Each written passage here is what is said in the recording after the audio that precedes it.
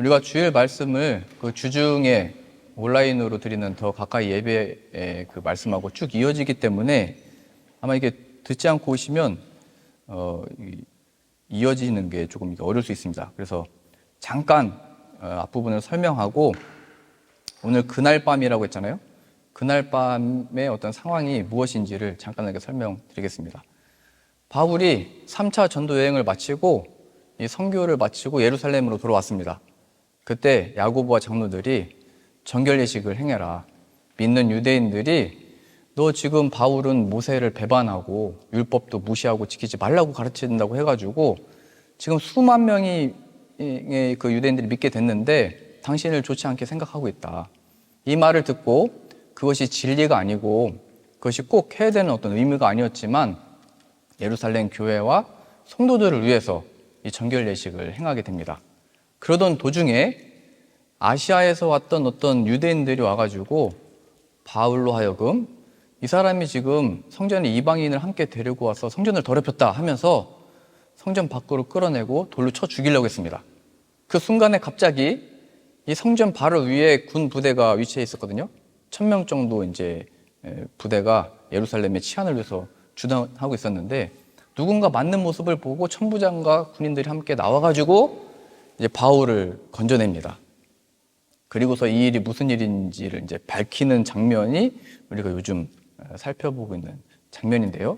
그래서 그 부대에게 두 쇠사슬이니까 손이 묶이고 발이 묶인 건지 아니면 쇠사슬 하나 묶이고 하나를 군인하고 묶은 건지 못 도망가게 뭐 그렇게 한 건지 모르겠지만 두 쇠사슬로 이게 매여가지고 또 그 부대 안으로 끌려가던 중에 바울이 내가 이 유대인들에게 말할 수 있는 기회를 달라. 그래서 이제 또 말할 기회를 얻었었습니다. 그래서 자신이 예수님에 대해서 예수님을 믿게 됨으로 자신이 이렇게 행하게 된 것이다.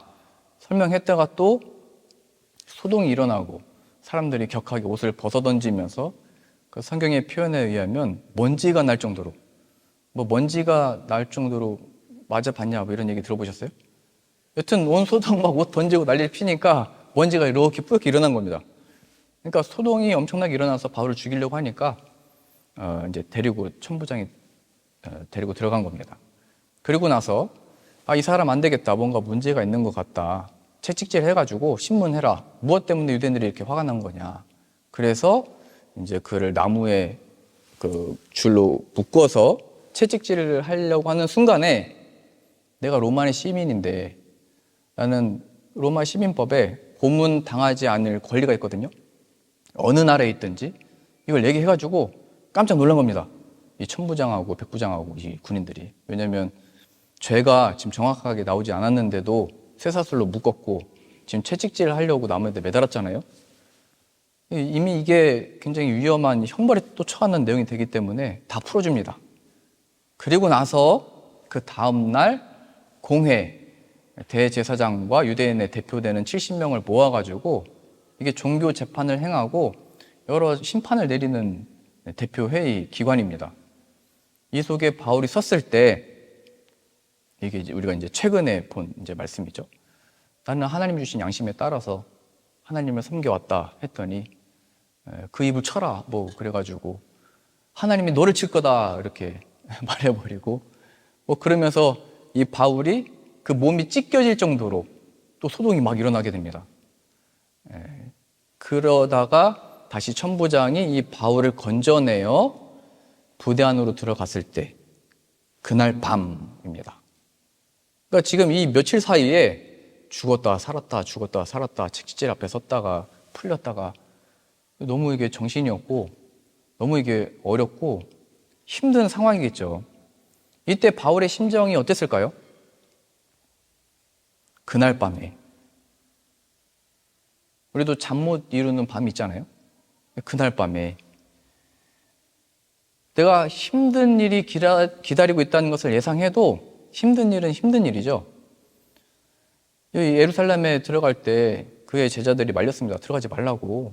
지금 뭐 선지자도 당신 들어가면 결박당할 거고 끌려갈 거라는 거 다 예언하고 있는데 당신도 알지 않느냐. 근데 바울은 나는 죽을 것조차도 나는 각오를 했다. 다 예상하고 뭐 예언되어지고 각오한 거지만 그렇다고 그게 쉬운 것은 아닙니다. 이렇게 급박하고 위급하고 위태로운 이 순간이 계속 펼쳐지니까 얼마나 육신적으로나 심적으로 쉬운 게 아니었겠죠. 또 힘들긴 해도 바울이 할 말을 또 다 하거든요. 바울이 말하려고 할 때 그 입을 쳐라 이렇게 얘기했더니 하나님이 너를 칠 거다 이 회칠한 담아 뭐 이렇게 굉장히 저주하듯이 얘기를 해버렸는데, 또 한편으로는 되게 위급하고 위험한 순간이지만 하고 싶은 말을 다 했기 때문에 또 속도 시원하겠다. 지금까지 유대인들에게 많이 당했는데 그렇게 말해버림으로 그래도 조금 시원하겠다는 생각도 들고, 무엇보다도 이런 상황에서 정말 그 하나님이 어떤 분이신지, 내가 왜 이 고생길을 걷고 있는지 그 하나님을 더 기억하고 생각했을 것 같습니다. 더욱이 복되게 오늘 본문의 그 표현은 11절에 그날 밤에 주께서 바울 곁에 서서 이르시되, 굉장히 영광스럽고 위로가 되고 소망이 되고 위로가 되는 표현이 기록되어 있습니다. 그 무엇보다도 바울은 뭐 수만 명이 믿게 된 예루살렘들의 성도가 있으면 뭐예요 지금? 뭐 야고보가 있으면 뭐하고 사도들이 있으면 뭐예요? 자기 곁에 있는 것은 로마 군인이고 자신을 살해하려는 유대인들밖에 없는데 뭐가 그에게 위로가 되겠습니까? 잠 못 이룰 때 누가 우리에게 이 평안을 줄 수 있겠습니까? 바로 주님이 그 곁에 서서 함께 계시는 겁니다. 바울이 어떻게 이러한 사역들을 이제 약 3년, 뭐 4년 이렇게 계속 하게 되거든요. 이런 과정들 속에서 어떻게 이 길을 계속 갈 수 있었냐 했을 때 주님이 바울과 함께 계셨기 때문이다. 이걸 오늘 본문이 나타내고 싶은 겁니다.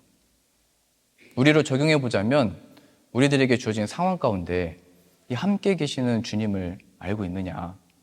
예수님이 너의 삶에 함께 서 계셔서 곁에 서 있다는 것을 알고 있느냐? 그 주님이 너의 곁에 서서 너의 길을 인도하고 계시다는 것을 알고 있느냐?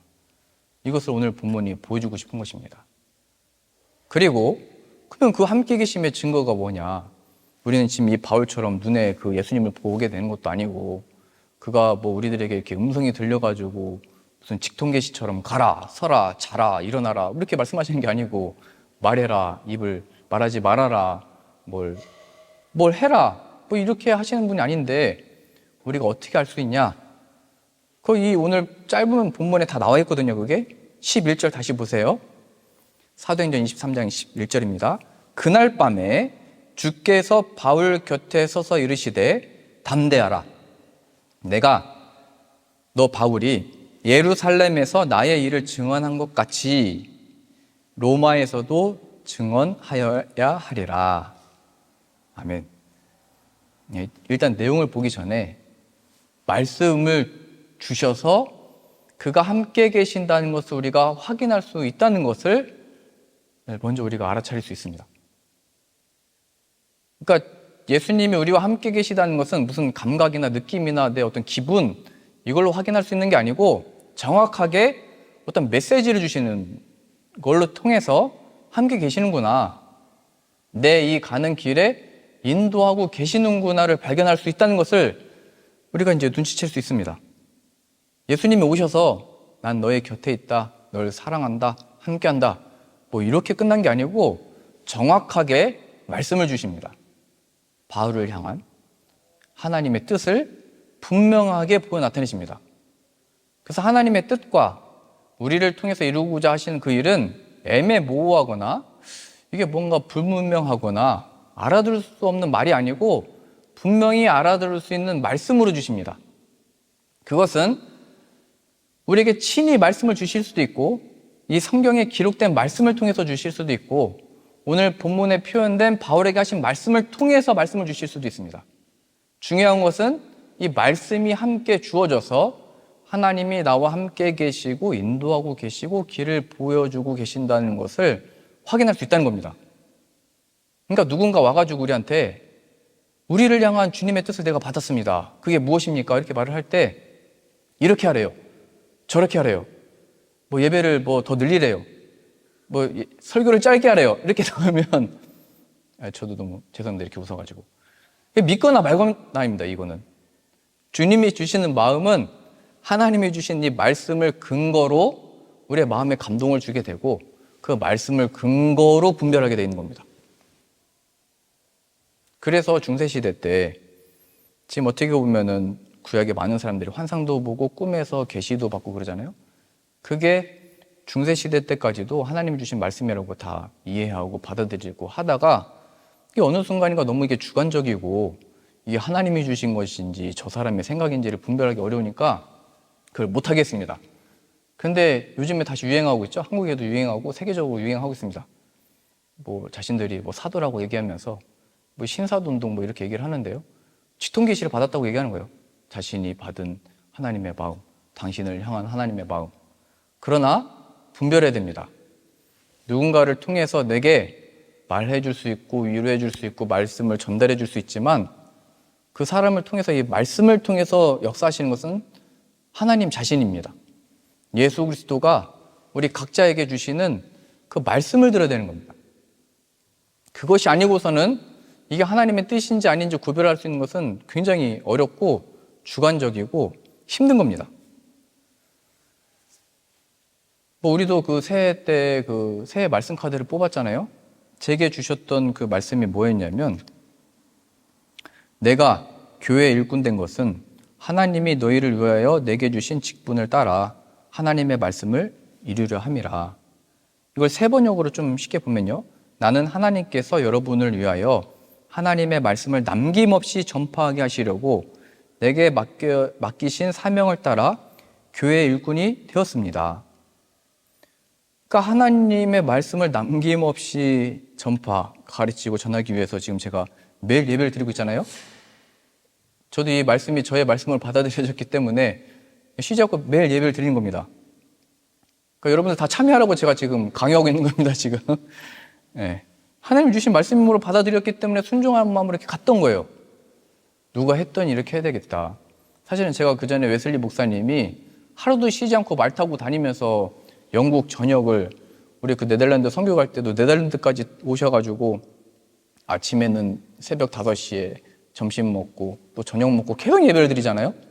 어떻게 쉬지 않고 이렇게 말씀을 가르치고 전할 수 있었을까? 그거 따라 하는 모습으로서는 안 하고 하나님이 이렇게 저에게 올해 말씀을 주시니까 순종하는 마음으로인지 하게 된 겁니다. 하나님이 나에게 주신 말씀. 근데 더 중요한 것은 이 말씀 자체만 보면 말씀을 다 가르쳐라. 빼먹지 말고 가르쳐라.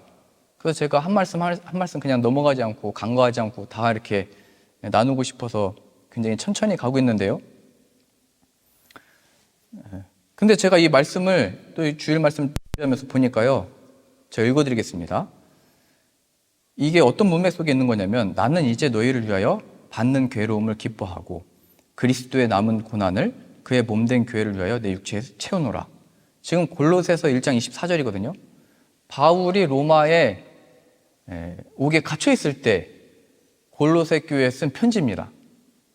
그러니까 지금 예루살렘에서 갇혀 있는 상태에서 쭉 시작돼서 한 3년 뒤에 쓴 편지예요.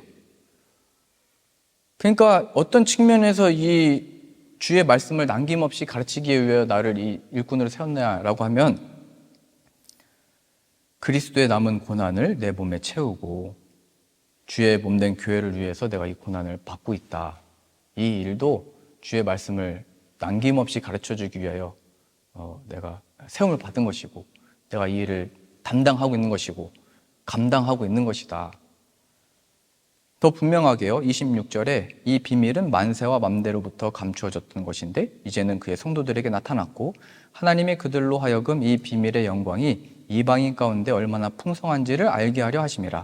이 비밀은 너희 안에 계신 그리스도시니 곧 영광의 소망이니라. 예수 그리스도를 가르치고 전하고 알게 하기 위하여 갇히기도 하고 끌려가기도 하고 매를 맞기도 하고 쉬지 않고 말씀을 가르치기도 하는 겁니다. 그러니까 말씀을 주신 것이 나에게 주신 확실한 하나님 함께 계심의 증거인데 그럼 그 말씀의 내용이 뭐냐? 예수 그리스도를 나로 하여금 알게 하시고 전하게 하시기 위하여. 이게 목적이라는 거예요.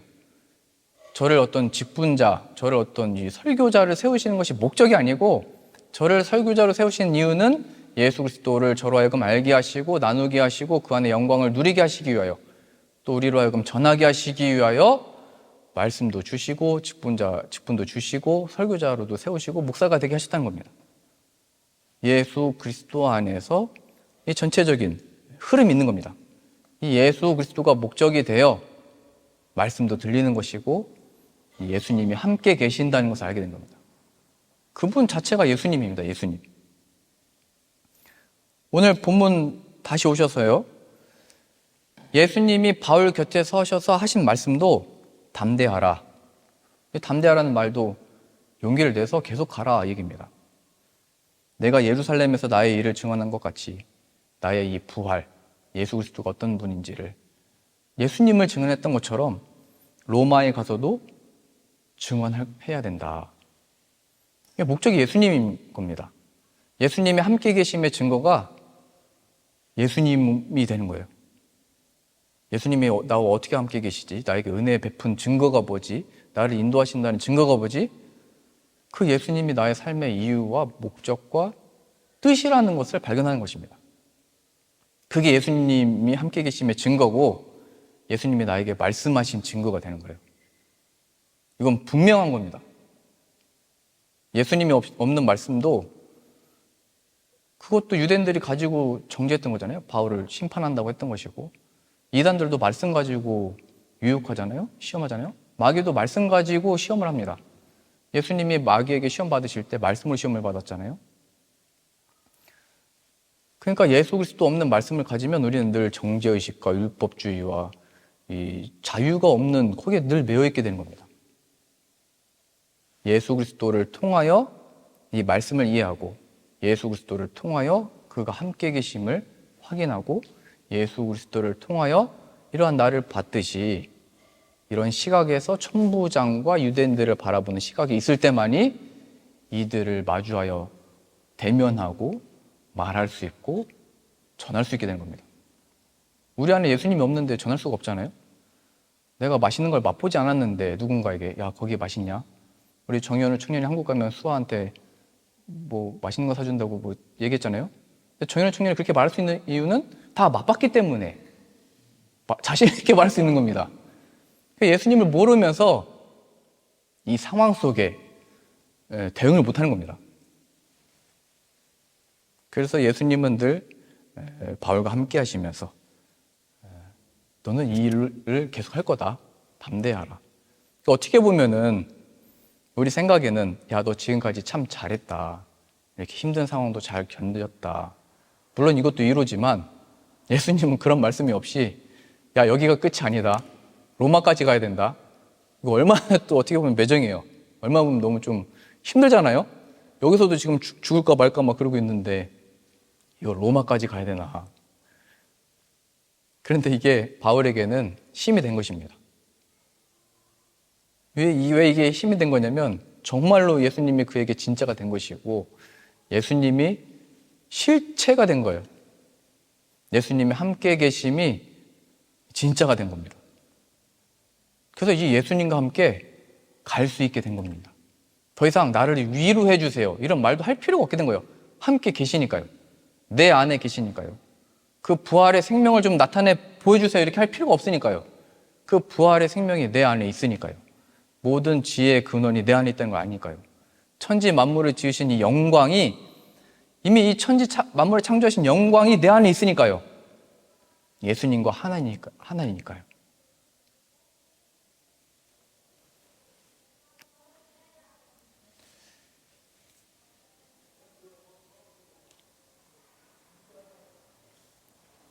요약하면은 내 뜻이 이루어지기까지 내가 너와 함께 하겠다. 계속 나아가라 말씀하신 겁니다. 우리가 이 깊이를 좀 더 쉽게 이해하고 싶은데요. 창세기 28장 같이 한번 보시죠. 이게 얼마나 장엄하고 영광스럽고 이 성경의 모든 맥을 연결시키는 하나님의 뜻과 마음과 작정과 계획인지를 우리 여기에서 분명하게 하나의 예면서도 다 보여주고 있습니다. 창세기 28장 10절입니다. 지금의 상황은 야곱이 에서를 속여서 장자권도 빼앗고 모든 축복의 기도를 다 받고 에서가 화가 나서 죽이려고 했잖아요.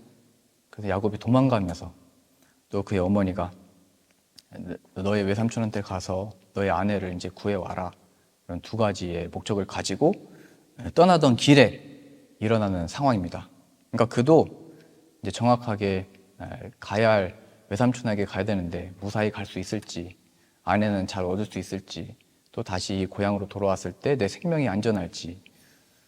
나중에도 그 에서가 군사를 거느리고 나오잖아요. 그런 어떤 위급함과 어려움 속에 펼쳐지고 있는 일들입니다. 28장 10절입니다. 야곱이 부엘사바에서 떠나 하란으로 향하여 가더니 한 곳에 이르러 해가 진지라 거기서 유숙하려고 그곳에 한 돌을 가져다가 베개로 삼고 거기 누워 자더니. 처량하죠? 혼자 길 가다가 잘 곳이 없어가지고 돌을 가져다 베개에 삼아서 그냥 길바닥에 누워버린 겁니다.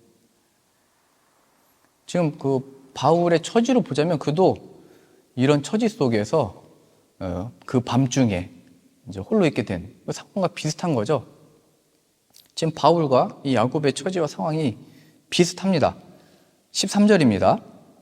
12절입니다. 꿈에 본즉, 잠들어서 꿈을 꾼 겁니다. 사닥다리가 땅 위에 서 있는데 그 꼭대기가 하늘에 닿았고, 또 본즉 하나님의 사자들이 그 위에서 오르락 내리락 하고, 또 본즉 여호와께서 그 위에 서서 이르시되 나는 여호와니 너의 조부 아브라함의 하나님이요 이삭의 하나님이라.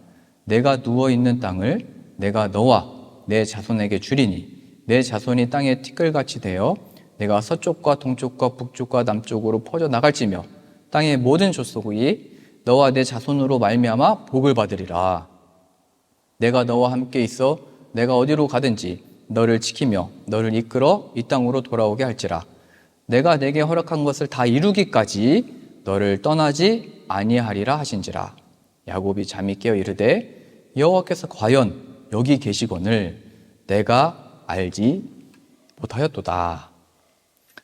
중요한 요소들이 여기 다 담겨져 있습니다. 바울하고도 상황이 굉장히 비슷한데요. 16절에 내가 여기에 하나님이 계신 줄 알지 못했었다. 그러니까 그가 보기에는 도망가고 쫓겨가고 무엇인가를 향해서 이제 가고 있는 그 길 중에 그 길바닥에 돌로 베개 삼아서 자고 있는데 거기서 하나님의 이 말씀을 받게 된 거죠. 약속을 받게 된 것입니다. 그러니까 하나님의 함께 계심의 증거는 이 말씀을 받는 거라는 거예요. 이 처지와 이 상황과 여기가 무슨 하나님의 뜻이 있고 무슨 하나님의 함께 계심이냐, 이게 무슨 하나님의 인도하심의 증거냐 라고 하는 그 처지 속에 너에게 허락한 것을 다 이루기까지 내가 너를 떠나지 아니하겠다. 너와 내 자손으로 말미암아 천하 만민이 복을 받으리라. 사실 야곱으로 보자면 말도 안 되는 얘기죠. 지금 아내도 아직 없고 자녀도 없는데 무슨 나와 내 자녀로 말미암아 천하 만민이 복을 받나. 너무 허무맹랑하고 너무 먼 얘기 같고 너무 현실 감각이 없어 보이는 음성입니다. 그런데도 그 말씀을 받았으니까 하나님이 함께 계시고 여기 하나님의 집이구나. 그게 베델 이렇게 되는 거죠, 우리가. 그래서 하나님의 함께 계심의 증거는 그 말씀을 받는 것. 그러면 그 하나님이 하신 그 약속이 펼쳐질 때까지 내가 너를 떠나지 않겠다 했는데, 그럼 그게 뭐냐라고 했을 때 너와 내 자손으로 말미암아 천하 만민이 복을 받을 거다. 이렇게 약속을 하셨거든요. 아브라함이 이스라엘 백성이 되고 이스라엘 가운데 다윗이 오고 다윗의 후손 가운데 예수 그리스도가 오십니다. 너와 내 자손, 너를 통하여 허락한 준 이 약속을 통하여 이 얘기입니다. 예수 그리스도를 통한 온 민족의 구원.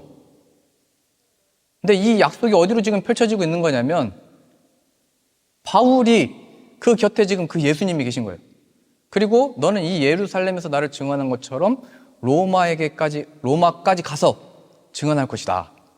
그래서 너와 내 자손으로 말미암아 천하 만민이 복을 받으리라 하신 그 약속이 한참 세월이 뭐 1000년 넘게 지났는데 이 바울이 그 예수님과 함께 있는 것이고 그 바울을 통해서 그 역사가 계속 펼쳐지고 있는 겁니다. 그러니까 이것은 야곱에게 하신 약속이 지금 바울 가운데도 주어지고 펼쳐지고 있는 것이고, 그때 야곱에게 하셨던 그 약속은 내가 영원히 너와 함께 하겠다의 약속이었던 겁니다. 바울의 이 사역도 그 야곱 안에, 그 약속 안에 함께 하나가 된 역사입니다. 이건 굉장히 놀랍고 신비하고 이 시간의 역사를 뛰어넘어서서 일하시는 하나의 희열이고 기쁨이고 영광인 것입니다. 야곱에게 하셨던 그 약속이 이제는 바울만이 아니고 또 2000년이 지난 우리들에게 펼쳐지고 있는 것입니다. 이거는 소름 끼치는 일이거든요. 그리고 이제 우리의 자녀들을 통해서 예수 그리스도를 알게 되고 믿게 되고 전하는 우리 자녀들을 통해서 그 역사가 또 흘러가게 되는 것입니다. 그래서 하나님 함께 계심의 증거가 뭐냐라고 했을 때 이러한 예수님의 약속과 이 말씀이 우리들에게 들리고 마음에 들어오고 우리의 말씀으로 들어온 것, 그 예수님의 이름을 믿음으로 사는 것이 바로 하나님 우리와 함께 계신다는 증거가 되는 것이고, 이 야곱에게 하셨던 약속은 이미 아브라함에게 하셨던 약속이거든요. 믿음의 조상. 그를 통하여 펼치신 그 약속이 우리의 삶 가운데 펼쳐지고 있다는 것을 확인하게 되는 겁니다. 그러니까 야곱 따로 우리 따로가 있는 게 아니고 하나님의 이 약속, 예수 그리스도 안에서 통일이 되어 하나님의 크신 역사 속에, 물론 우리는 1000년 전이냐 2000년 전이냐 뭐 앞으로 100년 뒤는 어떻게 될 거냐, 우리의 관심은 이거지만 하나님께는 이 시간이 큰 의미가 별로 없습니다. 그냥 하나님의 약속이 임하면 거기가 바로 하나님 함께 계시는 때가 되는 것이고, 그 늦은 때가 없는 거예요. 하나님의 약속을 받았으면 하나님의 그 함께 계시는 역사로 인해서 내 삶의 진정한 가치와 의미와 세계관과 목적을 알게 되는 겁니다. 목적.